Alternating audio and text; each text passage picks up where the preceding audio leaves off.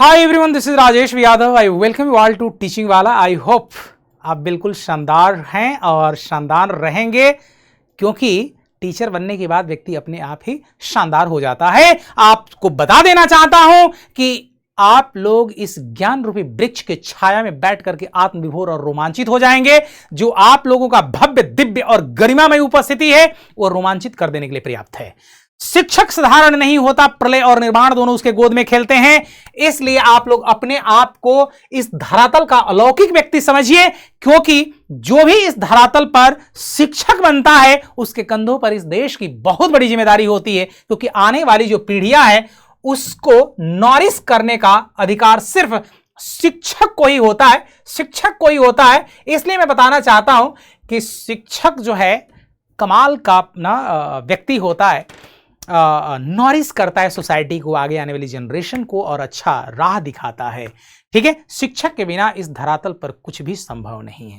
ठीक है, चाहे अध्यात्म के बारे में बात कर लीजिए, चाहे मैट्रिस्टिक वर्ड के बारे में बातें कर लीजिए। इसलिए आप लोग जो भी तैयारी कर रहे हैं बेहतरीन कर रहे हैं, और मैं भगवान से यही प्रार्थना करूंगा कि जल्द से जल्द आप लोग शिक्षक बनिए और बेहतरीन तरीके से शिक्षा जगत में क्रांति लाइए। यही मेरी आप लोगों से उम्मीदें हैं, और इस उम्मीदों पर खरा उतरने के लिए मैं आप लोगों के लिए अथक प्रयास करता रहूंगा ताकि आप लोग सफलता पालें। चलिए आइए हम लोग समय जाया किए बगैर टू द पॉइंट बातें करेंगे। और मैं आप लोगों के सामने आज जिस डायमेंशन पर बातें करने वाला हूं ना, क्या कमाल का है। और आइए हम लोग यहां पर रखते हैं बिहार टीजीटी और पीजीटी 9 to 10th या और 11 to 12th में जो प्रश्न पूछे जाते हैं प्रेपोजिशन से रिलेटेड, ये आपके सामने सेकंड लेक्चर है जो बेहतरीन है। इस पर मैं एक आपके सामने फिक्स प्रेपोजिशन से भी रिलेटेड क्वेश्चंस कराऊंगा। पहले हम लोग यहां पर देख लेते हैं कि प्रेपोजिशन से रिलेटेड किस तरह के प्रश्न आपके एग्जाम में आते रहते हैं, जहां पर बच्चे कई बार गलतियां करते हैं। तो आपको गलती नहीं करना है, और गलती नहीं करना है इसलिए मैं आप लोगों को बता देना चाहूंगा, आज हम लोग सेकंड लेक्चर पर बातें करने वाले हैं। भाई जब सेकंड लेक्चर पर बातें करने ही वाले हैं तो फिर पीछे क्या सोचना। आइए हम लोग जीवंतता के साथ भारत में शिक्षा जगत में क्रांति लाने के लिए आगे बढ़ें, कदम से कदम, ताल से ताल मिलाते रहें। पहला प्रश्न आपके स्क्रीन पर, send this letters ... my address के बारे में बातें कर रहे हैं, और यहां पर आप लोगों के सामने ये प्रश्न है। ऑलरेडी आपके एग्जाम में ये प्रश्न पूछा जा चुका है। फटाफट आप लोग बताएंगे, send this letters ... my address to, in, on, by, कौन सा प्रेपोजिशन यूज करेंगे बताइए। फटाफट, देर मत कीजिए भाई, फटाफट आप लोग बताते रहेंगे। जैसे आप लोग देखे होंगे जब आप लोग लेटर सेंड करते हैं तो वहां पर ऊपर लिखते हैं टू ... XYZ। तो लेटर सेंड करते हैं तो वहां पर आप बाय का प्रयोग करेंगे, टू का, इन का, या ऑन, क्या करेंगे आप बताइए। तो आप लोगों ने देखा है क्या, कई बार आप लोगों ने देखा होगा टू और आप लिखते हैं राजेश वी यादव, जिसके पास आप लेटर लिखते हैं, और उसके बाद आप लिख देते हैं XYZ, आप लिख देते हैं, यहां पर नंबर लिखते हैं, और आपने लिखा AXYZ, आपके सामने चाणक्यपुरी ... न्यू दिल्ली, कुछ ऐसा लिखते हैं। तो एड्रेस जो आपके सामने होता है वहां पर आप जब लेटर सेंड करते हैं तो उससे पहले कौन सा प्रेपोजिशन यूज करते हैं आप? टू प्रेपोजिशंस के बारे में बातें करते हैं। बहुत सारे बच्चे गलतियां करते हैं, तो आज के बाद आप लोग ऐसी गलती नहीं करेंगे। ठीक है, आइए हम लोग नेक्स्ट डायमेंशन बातें करते हैं। इन का प्रयोग हम लोग कई जगहों पर करते हैं, शायद आप लोगों को पता होगा। इन प्रेपोजिशन जो है इसका प्रयोग हम लोग अलग अलग डायमेंशंस पर करते हैं। जैसे इन का प्रयोग हम लोग ईयर बताने के लिए यूज करते हैं, इन 2010, इन 2005। ईयर का प्रयोग हम लोग स्टेबल मीडियम, इन का प्रयोग हम लोग स्टेबल मीडियम के लिए करते हैं, जहां पर मीडियम स्टेबल हो ना, कांस्टेंट हो। जैसे इन द स्कूल बोलते हैं, इन द क्लास बोलते हैं, इन द वाटर बोलते हैं, कुछ भी आप लिख लीजिए। इन का प्रयोग हम लोग इडियोमैटिक एक्सप्रेशंस के लिए भी यूज करते हैं, इन अ नट शेल। इडियोमैटिक एक्सप्रेशंस के लिए भी हम लोग इसका प्रयोग करते हैं, इडियोमैटिक एक्सप्रेशंस के लिए भी यूज कर लेते हैं। आर यू गेटिंग में? तो ये आपके सामने मैंने बताया कि इन प्रेपोजिशन का प्रयोग, हमने इन का प्रयोग बिगर प्लेसेस के लिए भी यूज कर लेते हैं। किसके लिए यूज करते हैं भाई? बिगर प्लेसेस के लिए यूज कर लेते हैं, इन दिल्ली, XYZ, इन अमेरिका, कुछ भी लिख लीजिए। तो इन का प्रयोग अलग अलग डायमेंशन पर करते हैं। आइए हम लोग दूसरे प्रेपोजिशंस के बारे में बात कर लेते हैं। हमने आपके सामने कहा यहां पर आने वाला प्रेपोजिशन डू होगा, और नेक्स्ट क्वेश्चन में आपको एरर फाइंड आउट करना है। The consequence of the action was not fully realise to the authorities के बारे में बात कर रहे हैं। यह सेंटेंस आपको बताना है कि किस पार्ट में एरर एग्जिस्ट करता है। Be quick and be fast, फटाफट आप लोग बताते रहेंगे। Be quick and be fast भाई, देर नहीं करना है, देर करेंगे तो ज्यादा ही देर हो जाएगा, इस बात को आप लोग ध्यान रखेंगे। आइए, हमने आपके सामने ये बताया कि भाई जब आप ये कहते हैं वाक्य को पैसिव वॉइस में लिखते हैं तो क्या लिखते हैं? I was awarded by XYZ. I was awarded by the principal, by the CM, कुछ भी लिख लीजिए आप। तो यहां पर आपने CM के द्वारा, चीफ मिनिस्टर के द्वारा आपको पुरस्कृत किया गया है, तो पुरस्कार किसको मिला? आई को। यहां पर आपने जो सेंटेंस लिखा हुआ है, आपने कहा एक्शन वॉज, सेंटेंस जो लिखा गया action was not fully realised, इसका मतलब रियलाइज क्या नहीं किया गया है? एक्शन को रियलाइज नहीं किया गया है। किसके द्वारा? अथॉरिटी के द्वारा। आपको यहां पर प्रेपोजिशन पता है क्या यूज करना चाहिए था? जब वाक्य पैसिव वॉइस में होता है तो मोस्ट ऑफ द केसेस में हम लोग बाय प्रेपोजिशन का प्रयोग करते हैं, लेकिन यह कह दूं कि यह यूनिवर्सल ट्रूथ है तो ऐसा सत्य नहीं है। Are you getting me? यह सत्य नहीं है, क्योंकि यूनिवर्सल ट्रूथ के केसेस में ना एक ही चीजें हर जगह लागू होती हैं, लेकिन अलग अलग क्रियाओं के साथ अलग अलग प्रेपोजिशंस का प्रयोग करते हैं हम लोग। किसमें? पैसिव वॉइस में। Are you getting me? चलिए नेक्स्ट क्वेश्चन आपके स्क्रीन पर। She is not known dot dot dot, her के बारे में बातें करते हैं और यह प्रश्न आपके स्क्रीन पर। बताइए तो कौन सा सेंटेंस आपके लिए यह सही होगा?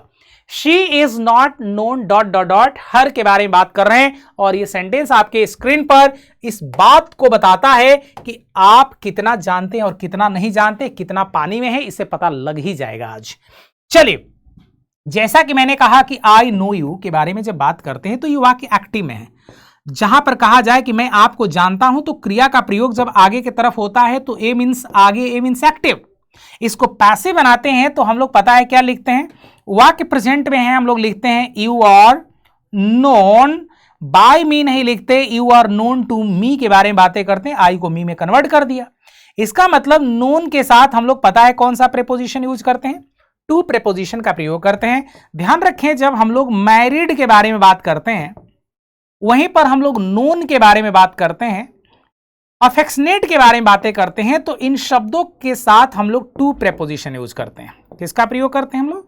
टू के बारे में बात करते हैं। इसको आप लोग नोट कर लेना, लेकिन ध्यान रखें ये वाक्य पैसिव में होगा। पैसिव में होगा तभी आप यूज करेंगे, क्योंकि ये वाक्य आपका पैसिव है और ये वाक्य आपका एक्टिव है। तो यहां पर आपने बोला शी इज नॉट नोन, यानी यह लड़की नहीं जानी जाती है। किसके द्वारा? She is not known to, her के बारे में बातें करेंगे, हर के बारे में बात करेंगे, मी के बारे में बातें करेंगे, हिम के बारे में बातें करेंगे, अस के बारे में बातें करेंगे। यहां पर आने वाला प्रेपोजिशन कौन सा होगा? टू के बारे में। यह लड़की नहीं, यह लड़की किसी दूसरे लड़की के द्वारा नहीं जानी जाती है। यह सेंटेंस आपके सामने to preposition is the correct answer. Getting me? चलिए नेक्स्ट क्वेश्चन आपके स्क्रीन पर। तो क्या आप लोग तैयार हैं? क्या कुछ समझ में आ रहा है, क्या कुछ नहीं समझ में आ रहा है? आप लोग कमेंट बॉक्स में जरूर लिखते रहिए, ताकि ये मुझे लग जाए कि भाई आप क्या खो रहे हैं और क्या पा रहे हैं। I have an appointment on the 5th of September on 8 o'clock dot dot dot। Answer बताना है किस पार्ट में एरर एग्जिस्ट करता है। Be quick and be fast, be quick and be fast, बताइए फटाफट। एक चीज आप लोगों को बता देना चाहूंगा कि कुछ ऐसे वर्ड्स होते हैं जिनका प्रयोग हम लोग अलग अलग डायमेंशन पर करते हैं। एड प्रेपोजिशन एक ऐसा शब्द है जिसका प्रयोग हम लोग अलग अलग जगहों पर करते हैं। इसको आप लोगों के सामने आज मैं इसका ऑपरेशन कर ही देता हूं, तो आप लोग तैयार हो जाइए। एड का प्रयोग हम लोग किसके लिए करते हैं यहां पर आपके सामने। एड का प्रयोग जब कोई भी सेंटेंसेस में करें तो इस बात को, भाई मैं ज्यादा जोश में नहीं, जोश में होश नहीं खोने का, मूर्धन्यता का प्रदर्शन करते हुए व्यक्ति को इस बात का इल्म होना चाहिए कि वह क्या कर रहा है और क्या नहीं कर रहा है। मुझे इस बात का आभास है, मुझे इस बात का इल्म है कि मैं क्या कर रहा हूं। ऐसा नहीं कि हवा में मैं बह जा रहा हूं। आइए यहां पर आते हैं, और हमने आपके सामने कहा कि एट का प्रयोग हम लोग क्या करने के लिए यूज करते हैं? भाई और बहनों, भाई और बहनों फटाफट बताओ। शिक्षक और शिक्षिकाओं, मास्टर और मास्टरनियों, मास्टरनियों कोई शब्द है क्या? बताइए तो फटाफट। मास्टरनियों कोई शब्द है क्या? चलिए, मास्टरनियों कोई शब्द नहीं है। हाँ, मास्टर वर्ड इंग्लिश वर्ड है, इसको आप ध्यान रखेंगे। हमने बताया एट का प्रयोग हम लोग स्मॉलर प्लेस के लिए करते हैं, छोटे से जगह के लिए हम लोग बोलते हैं। जैसे गांव, कस्बा, मोहल्ला होता है तो वहां पर हम लोग बोल देते हैं एट का प्रयोग। एट का प्रयोग हम लोग प्राइस बताने के लिए यूज करते हैं। एट का प्रयोग हम लोग टाइम बताने के लिए यूज करते हैं। एट का प्रयोग हम लोग टारगेट बताने के लिए यूज कर लेते हैं। एट का प्रयोग हम लोग एज बताने के लिए यूज करते हैं। एट का प्रयोग हम लोग स्पीड बताने के लिए यूज कर लेते हैं। स्पीड बताने के लिए ना एट 230 किलोमीटर पर आवर बोल देते हैं कई बार। एट का प्रयोग हम लोग क्वालिटी बताने के लिए यूज करते हैं। She is good at mathematics बोलते हैं। कहीं आप लोग ध्यान रख लेना, कहीं ऐसा मत लिख देना कि Shalini is good at mathematics, और इन मैथमेटिक्स में से आपको लिखना पड़ जाए कि शालिनी गुड है मैथमेटिक्स में, तो आपको ध्यान रखना चाहिए कि यहां पर इन प्रेपोजिशन का प्रयोग नहीं करेंगे, एट प्रेपोजिशन का प्रयोग करते हैं। हरिगेटिव में हमने आपको बताया कि यहां पर smaller place, price, time, target, age, speed, quality, इन सभी के साथ हम लोग किसका प्रयोग करते हैं भाई? एट प्रेपोजिशन का प्रयोग करते हैं। यहां पर आपने समय बताने के लिए बात किया हुआ है, समय के लिए आप ऑन प्रेपोजिशन का प्रयोग नहीं करेंगे, यहां पर आने वाला प्रेपोजिशन एट आएगा। Getting me? किसी को कोई दिक्कत है तो आप लोग बताते रहेंगे। आइए हम लोग दूसरे प्रश्न की ओर रुख करते हैं, और यहां पर आपके सामने next question, Sheetal is married dot dot dot Ravi. अभी आपके सामने वह डायमेंशन मैंने बताया था कि मैरिड और नोन के साथ हम लोग कौन सा प्रेपोजिशन यूज करते हैं, बताइए तो भाई। मैंने आपको यह बताया कि जब भी हम लोग पैसिव वॉइस में मैरिड का प्रयोग करते हैं और नोन शब्द का प्रयोग जब हम लोग पैसिव वॉइस में करते हैं तो इनके साथ एक ही प्रेपोजिशन आता है, और वह प्रेपोजिशन क्या होता है बताइए? क्या? Do, of, to, with, by, किसका प्रयोग करेंगे आप? टू प्रेपोजिशन के बारे में बात करेंगे। यहां पर आने वाला जो स्टेटमेंट आपके सामने ये है। रेडी में? नेक्स्ट क्वेश्चन आपके सामने, और आते हम लोग यहां पर बात कर लेते हैं दूसरा प्रश्न आपके स्क्रीन पर, Sheetal is married dot dot dot, किसके बारे में? टू के बारे में बात करते हैं। नेक्स्ट क्वेश्चन आपके स्क्रीन पर, Ram is accustomed with suffering and hard work dot dot dot.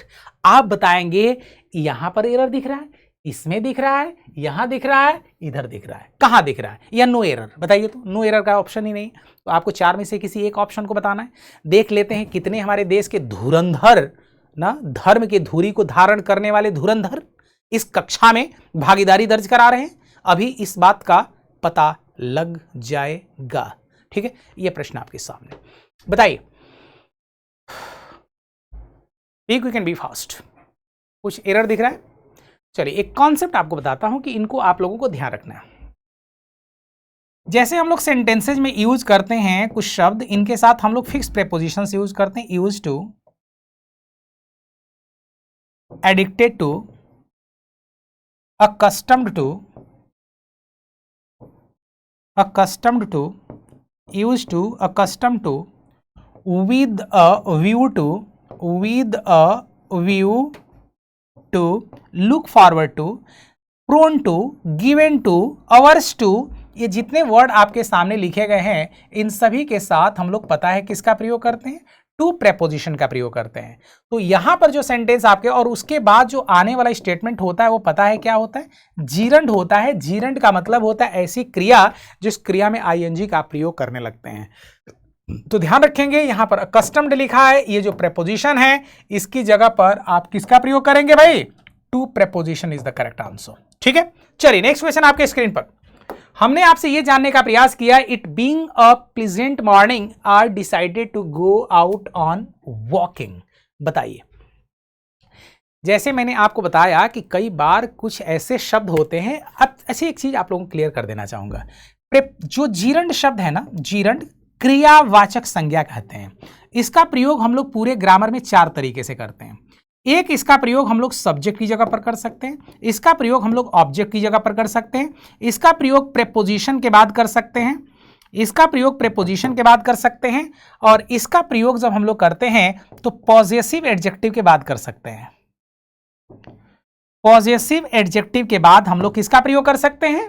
Gerund का प्रयोग कर सकते हैं। जैसे आप लोगों ने कई बार देखा होगा कि लोग लिखते हैं she does not like my teaching, वह मेरे पढ़ाने को पसंद नहीं करती। तो यहां पर माय जो है ये पॉजेसिव एडजेक्टिव है, इसके बाद ये जो वर्ड आपने लिखा है ये जीरंड है। जैसे we should think before speaking, we should think before speaking के बारे में बात करते हैं। किसके बारे में भाई? We should think before speaking. We should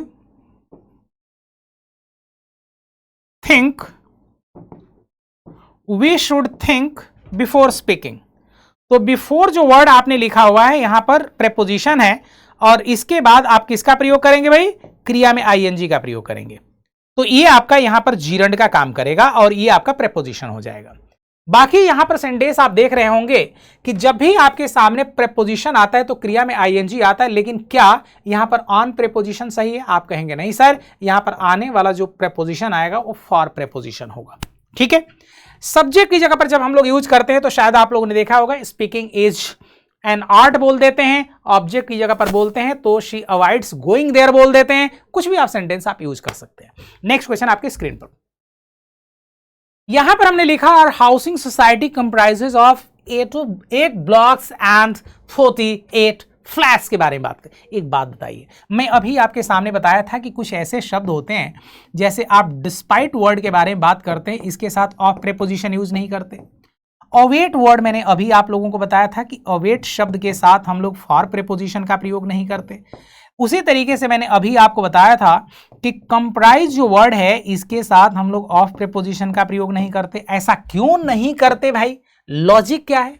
क्योंकि डिस्पाइट शब्द का मतलब ही होता है इन स्पाइट ऑफ, इसका मतलब होता है वेट फॉर।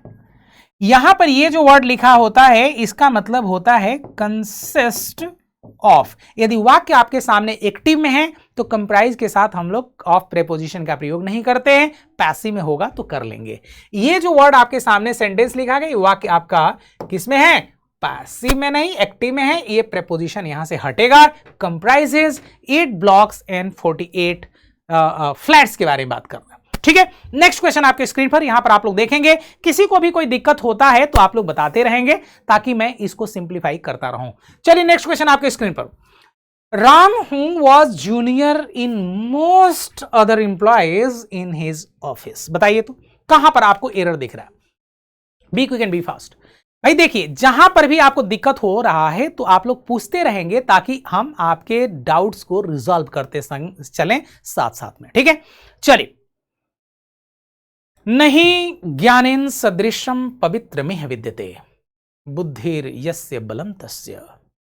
ठीक है, जिसके पास बुद्धि है उसी के पास बल है। ज्ञान के समान पवित्र करने वाला इस धरातल पर कुछ भी नहीं है। यह सेंटेंस आपके समक्ष लिखा गया है। मैंने आपसे यह जानने का प्रयास किया है कि आपको क्या करना और क्या नहीं करना है।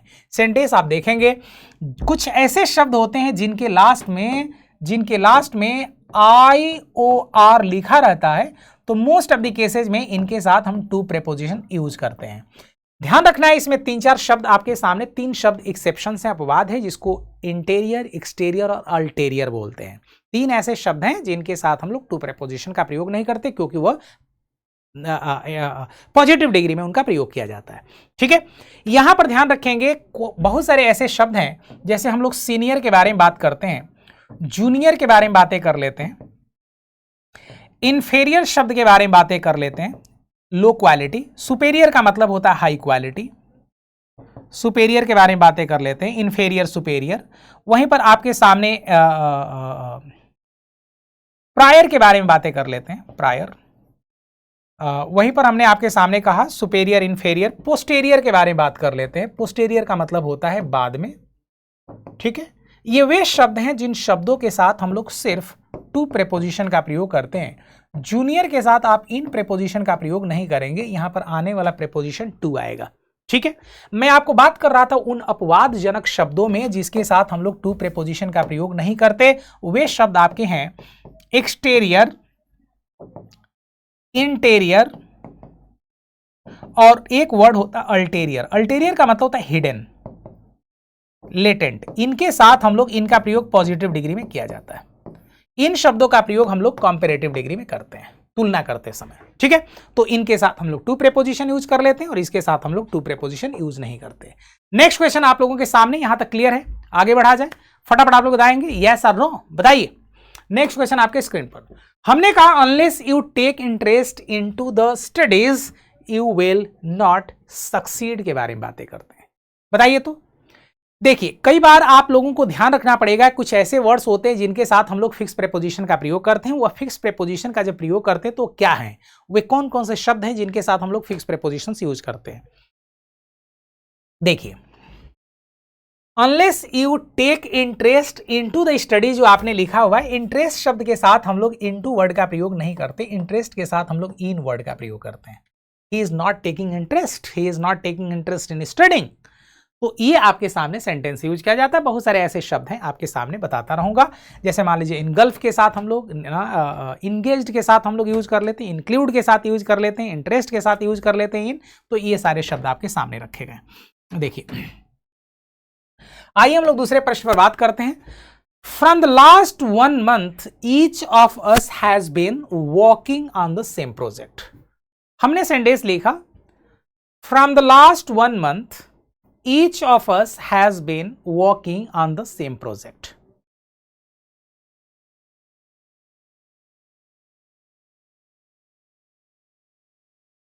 बताइए तो किस पार्ट में एरर एग्जिस्ट कर रहा है।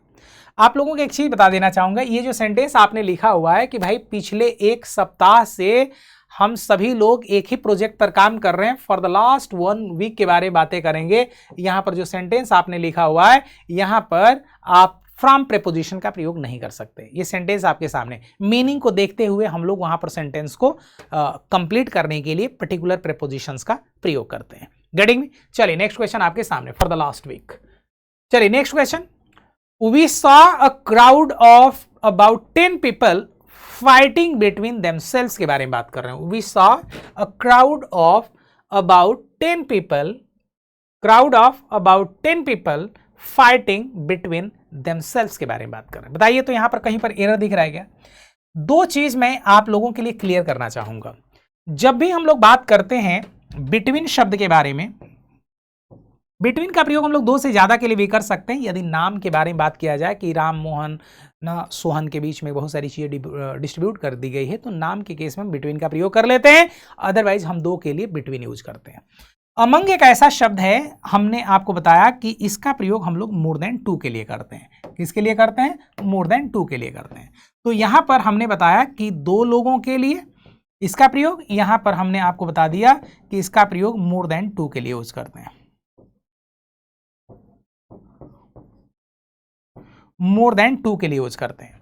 अमंगस्ट एक ऐसा शब्द है जहां पर आप लोग ध्यान रखेंगे, हमने सेंटेंस लिखा कि जब भी आपके सामने सेंटेंसेस लिखा जाता है, एक वर्ड होता है, शायद आप लोगों ने सुना होगा, अमंगस्ट।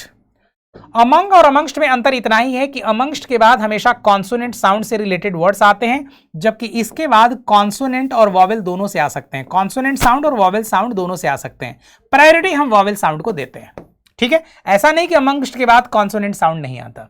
हाँ, हमेशा अमंग के बाद कॉन्सोनेंट साउंड आता है, ये आप लोगों को ध्यान रखना है। लेकिन अमंगस्ट एक ऐसा शब्द है, इसका भी प्रयोग हम लोग 2 से ज्यादा के लिए करते हैं, ये आपको ध्यान रखना है। ठीक है, यहां पर आपने कहा है कि 10 लोग हैं, लगभग 10 लोग हैं, आपस में फाइट कर रहे हैं। यहां पर देमसेल्व्स जो वर्ड है, ये कॉन्सोनेंट साउंड है, जिसकी वजह से यहां पर हम अमंग शब्द का प्रयोग करेंगे। किसका प्रयोग करेंगे भाई? अमंग शब्द का प्रयोग करेंगे। Getting me? नेक्स्ट क्वेश्चन आपके स्क्रीन पर, नेक्स्ट क्वेश्चन आपके स्क्रीन पर। यहां पर जो सेंटेंस आपके सामने रखा जा रहा है, इसको आप लोग देखेंगे, the advancing army attacked against the city के बारे में बात करें। बताइए तो कहीं पर एरर दिख रहा है क्या? Be quick and be fast, फटाफट आंसर दीजिए। एक चीज बताता हूं, एक अटैक शब्द है। जब कभी भी हम लोग अटैक शब्द के बारे में बातें करते हैं, तो 2-3 कॉन्सेप्ट को आप लोगों को ध्यान रखना है और उसको सिस्टमैटिक तरीके से समझने का प्रयास करना है। किसके बारे में? अटैक शब्द। देखिए, सब्जेक्ट के बाद जब हम लोग अटैक शब्द का प्रयोग करते हैं, सब्जेक्ट के बाद जब हम लोग अटैक शब्द का प्रयोग वर्ब की तरह करते हैं, इसकी तरह वर्ब की तरह यूज करते हैं, तो आपको ध्यान रखना है कि इसके बाद हम किसी भी प्रेपोजिशन का प्रयोग एन, अपॉन, ऑन, अपॉन या अगेंस्ट, इस तरह के किसी भी प्रेपोजिशन का प्रयोग नहीं करते हैं। डायरेक्ट पता है हम लोग क्या कर लेते हैं, यहां पर डायरेक्ट हम लोग ऑब्जेक्ट लिख लेते हैं जिस पर अटैक होता है। तो ये आपको कॉन्सेप्ट ध्यान रखना है। जैसे आपने कहा रशिया अटैक्ड यूक्रेन, आप ऑन का प्रयोग नहीं करेंगे, इस बात को आप लोग ध्यान रखेंगे। Are you getting? यहां पर हमने ये बताया राहुल अटैक्ड ना नरेंद्र मोदी, या नरेंद्र मोदी अटैक्ड राहुल। ये जो स्टेटमेंट आप यूज करते हैं, ध्यान रखेंगे, अटैक के बाद आप ऑन या अपॉन या अगेंस्ट वर्ड का प्रयोग नहीं करेंगे यदि डायरेक्ट आपके सामने अटैक के बाद ऑब्जेक्ट का प्रयोग किया गया हो। जब अटैक जब कोई भी सेंटेंस है वर्ब का काम करता है तब, क्योंकि यहां पर ये सब्जेक्ट है, अटैक आपका वर्ब हो गया, वर्ब होने पर डायरेक्ट आपका ऑब्जेक्ट यूज किया जाता है।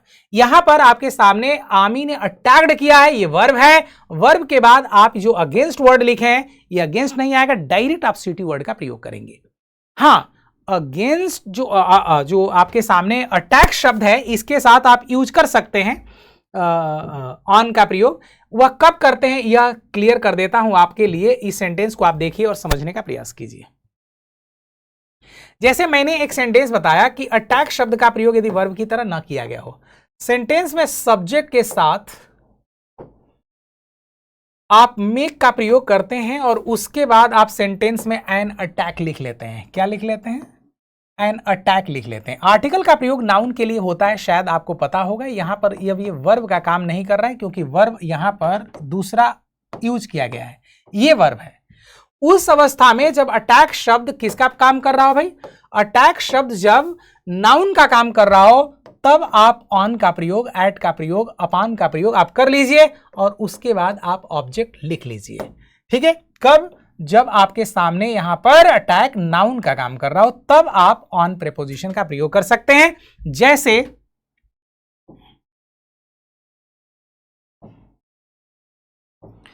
पाकिस्तान, मेक का मैं पास्ट लिख देता हूं, मेड, मेक का past made, made an attack,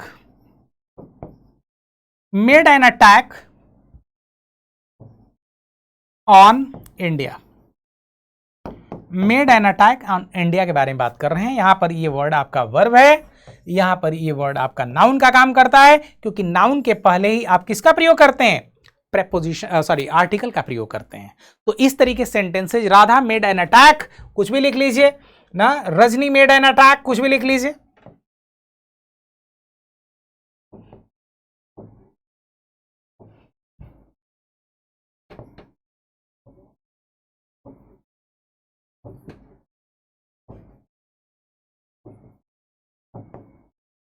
sentence आपके सामने लिखा गया।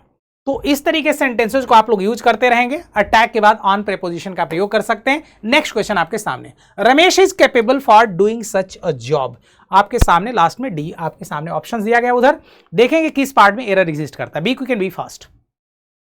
देखिए तो कहीं एरर दिख रहा है क्या? चूंकि प्रेपोजिशन से रिलेटेड वर्ड है तो मेरे को लग रहा है कि सभी लोगों को यही पता लगे, हाँ वहां पर प्रेपोजिशन तो एक ही जगह दिख रहा है इसलिए वहीं पर कुछ गड़बड़ है। यह भी तो हो सकता है ना भाई, यहां तो मैं प्रेपोजिशन टॉपिक वाइज करा रहा हूं तो clarity is over there, but if miscellaneous questions are over there then what will happen? कुछ तो कॉन्सेप्ट आपके दिमाग में होना चाहिए ना। That was the reason behind I am dictating each and every fact before all of you so that you could stash up the concept in your mind. Getting me? So dry your tension. यहां पर हम आपके सामने दो facts बताते हैं। कुछ ऐसे शब्द हैं जिनके साथ हम लोग पता है क्या करते हैं, हम फिक्स प्रेपोजिशन का प्रयोग करते हैं। Capable, conscious, confident, conscious, capable, confident, suspicious, desirous,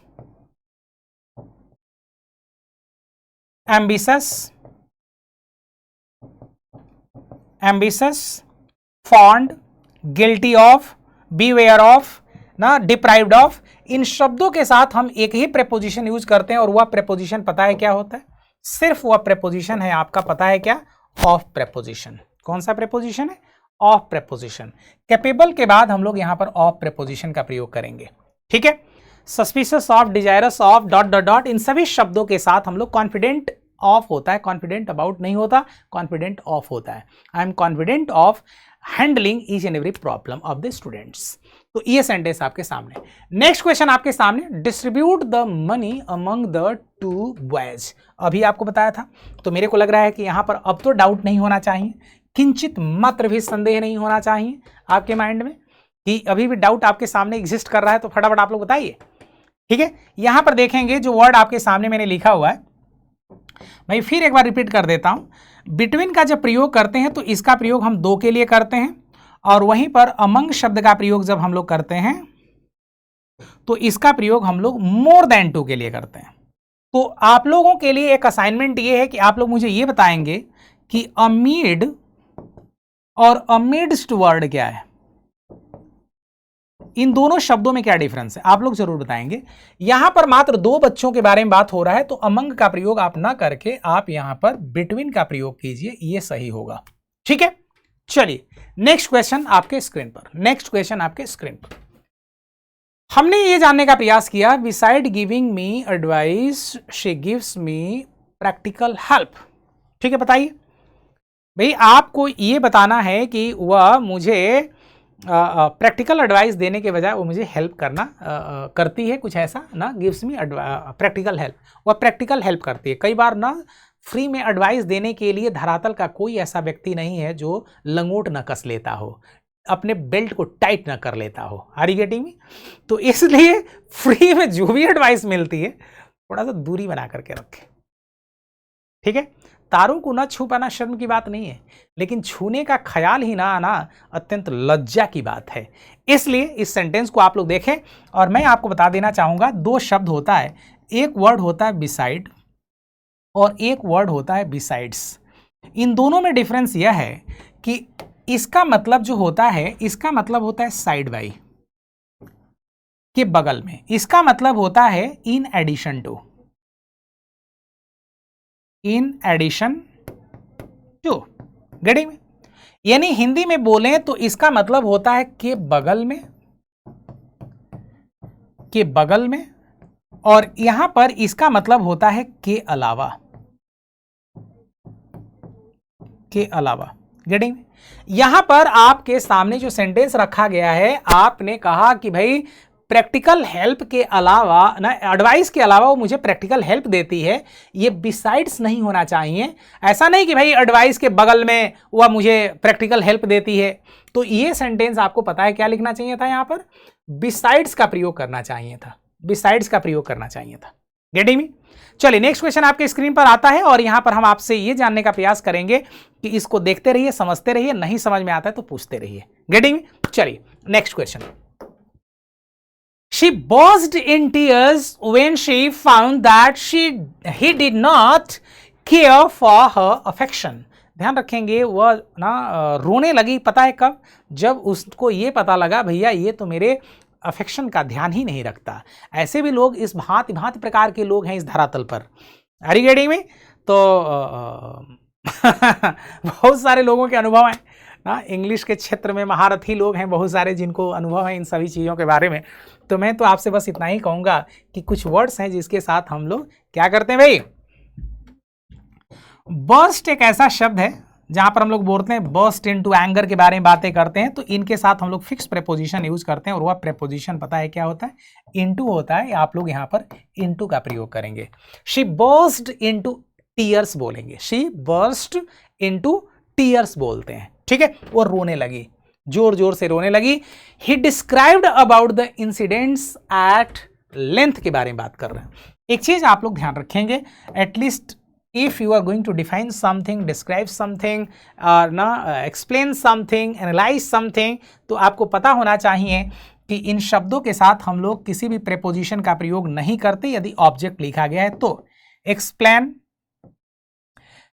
illustrate के बारे में बातें कर लेते हैं।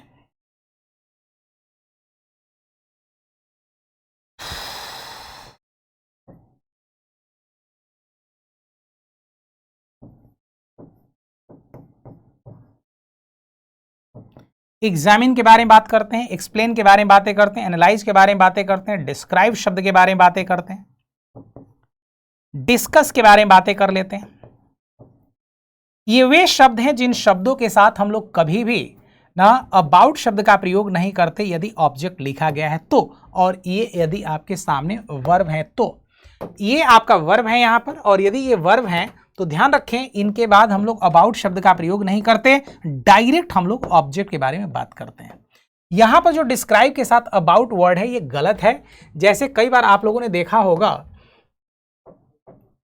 ही डिस्कस्ड अबाउट द मैटर नहीं लिख सकते, he discuss the matter publicly, he discuss the matter publicly. ये सेंटेंस आपके सामने लिखा गया, he discuss the matter publicly. Getting me? तो इस तरीके से सेंटेंसेज को आप लोग ध्यान रखना है। डिस्कस के तुरंत बाद आप उस ऑब्जेक्ट का प्रयोग करेंगे जिस ऑब्जेक्ट को हम लोग यूज करते हैं। गेटिंग मी? नेक्स्ट क्वेश्चन आपके स्क्रीन पर, और आते हैं हम लोग यहां पर बात कर लेते हैं। और ये लास्ट क्वेश्चन आपके स्क्रीन का है, he worked hard with a view to get first division. बताइए तो, मैं आप लोगों को अभी कुछ शब्द के बारे में, कुछ शब्दों के बारे में बात किया था, जैसे यूज टू का प्रयोग करते हैं, एडिक्टेड टू के बारे में बात करते हैं, accustom to, with a view to, look forward to, averse to, prone to, given to, taken to. कुछ ऐसे शब्द आपके सामने होते हैं जिन शब्दों के साथ हम लोग जीरंड का प्रयोग करते हैं। किसका प्रयोग करते हैं? जीरंड के बारे में बातें करते हैं। तो जहां कहीं पर भी आपके सामने इस तरह के शब्द लिखे गए हों, विद अ व्यू टू, ठीक है, accustomed to, addicted to, prone to, look forward to,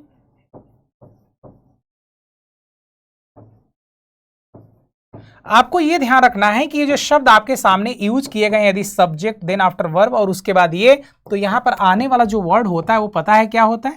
gerund का प्रयोग करते हैं। जीरंड एक तरह की क्रिया होती है जिसमें हम लोग आईएनजी का प्रयोग करते हैं।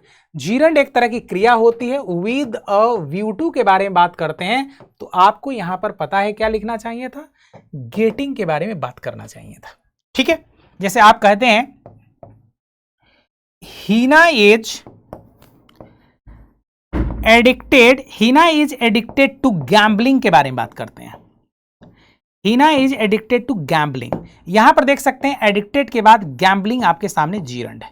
ठीक है, तो इस तरीके से आप लोगों को ध्यान रखना है। नेक्स्ट क्लास में बहुत सारे डायमेंशन के बारे में बातें करेंगे। तो आज के लिए बहुत बहुत आभार आप लोगों का, और सिस्टमैटिक तरीके से चीजों को देखते रहेंगे और समझने का प्रयास करेंगे। आप लोग मुझे ये जरूर बताएंगे कि आप लोग क्लासेस कैसे